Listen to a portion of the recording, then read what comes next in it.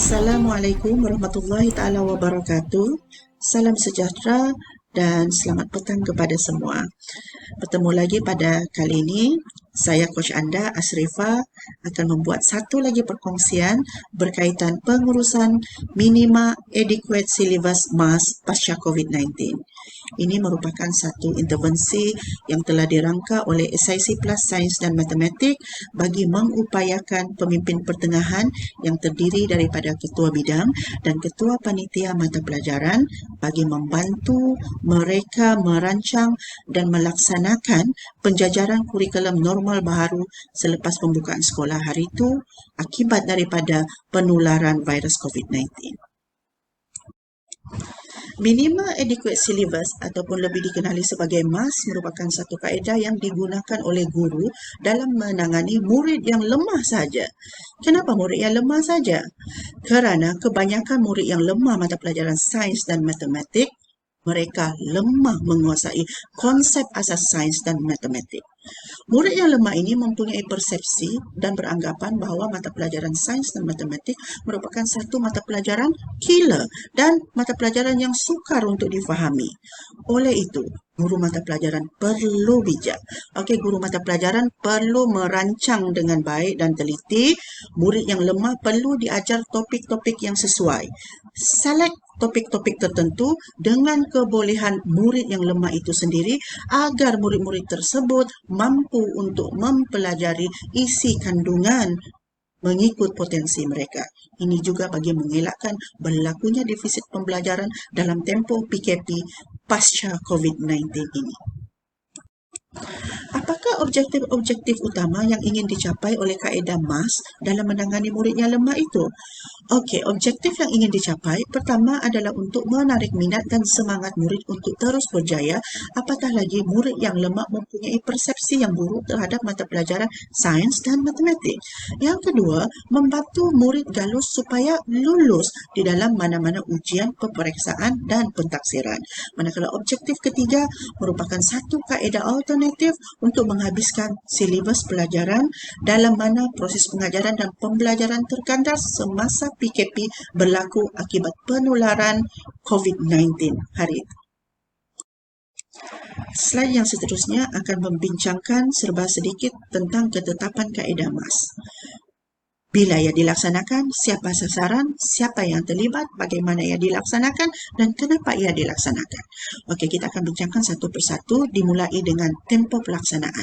Kaedah MAS dilaksanakan sepanjang tempoh pelaksanaan PDP sama ada school-based learning ataupun home-based learning. Kedua, siapakah sasaran? Of course, kepada murid yang lemah konsep asas suatu mata pelajaran itu. Yang ketiga, pihak yang terlibat untuk merancang dan melaksanakan di peringkat sekolah ialah pertama, ketua panitia mata pelajaran itu sendiri dan ia dibantu oleh guru mata pelajaran di mana guru mata pelajaran akan melaksanakan tajuk-tajuk yang telah dipilih hasil perbincangan di peringkat panitia dan diajar kepada murid lemah tersebut. Dan kaedah MAS ini apabila dilaksanakan di sekolah perlulah dipantau oleh pihak-pihak tertentu agar pelaksanaan MAS ini berlaku secara konsisten. Jadi pihak-pihak yang terlibat dalam pemantauan kaedah MAS di sekolah itu sendiri ialah pengetua dan guru besar, penolong kanan satu, ketua bidang dan ketua panitia. Bagaimanakah proses kerja MAS dilaksanakan? Proses kerja MAS dilaksanakan oleh guru mata pelajaran itu sendiri semasa proses PDPC di kelas masing-masing. Oleh itu, terdapat 7 langkah utama proses kerja MAS dilaksanakan. Langkah yang pertama, guru perlulah mengenal pasti kumpulan sasaran. Kumpulan sasaran yang dimaksudkan ialah murid yang lemah dalam mata pelajaran tertentu. Langkah yang kedua, pembagian murid mengikut kumpulan. Kumpulan yang baik, kumpulan yang sederhana dan kumpulan yang lemah. Kumpulan yang lemah itu akan ditackle menggunakan kaedah MAS.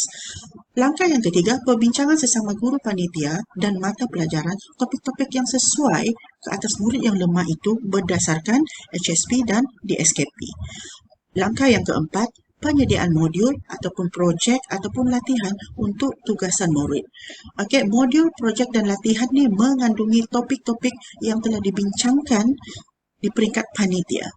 Langkah yang kelima, pelaksanaan Modul, projek, latihan, dan tugasan murid ini dilakukan semasa PDP rutin ataupun semasa PDPJJ semasa tempoh PKP.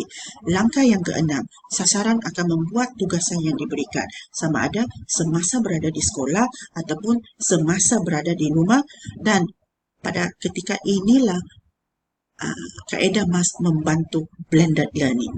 Dan langkah yang terakhir, langkah 7, perbincangan dan pembetulan. Semua hasil kerja murid yang dibuat melalui modul, projek, latihan ataupun mana-mana tugasan yang diberikan oleh guru melalui topik-topik yang telah dipilih itu perlulah dibincangkan dan dibetulkan oleh guru itu sendiri agar guru dapat monitor dan memantau sama ada murid yang lemah itu telah mengalami proses penambahbaikan. Demikianlah tadi sedikit perkongsian daripada saya berkaitan kaedah minima adequate syllabus ataupun lebih dikenali sebagai MAS. Kita telah membincangkan 4 perkara. Pertama, pengenalan MAS. Kedua, apakah objektif MAS. Yang ketiga, apakah ketetapan MAS. Dan yang terakhir, yang keempat, bagaimanakah proses kerja MAS dilaksanakan. Dan untuk pengetahuan semua kawan-kawan di luar sana, kaedah MAS bukanlah 100% boleh membantu murid yang lemah. Tapi ia merupakan satu kaedah alternatif ataupun satu kaedah pilihan kepada guru-guru di luar sana untuk membantu meningkatkan tahap penguasaan murid dalam konsep mana-mana konsep yang lemah. Sebelum saya mengakhiri perkongsian pada hari ini, segala yang baik itu datangnya daripada Allah dan sebarang yang khilaf dan tak pasti itu datangnya daripada diri saya sendiri. Dengan itu saya sudahi dengan wabillahi taufik wal hidayah. Assalamualaikum warahmatullahi taala wabarakatuh. Selamat beristirahat di samping keluarga dan jumpa lagi.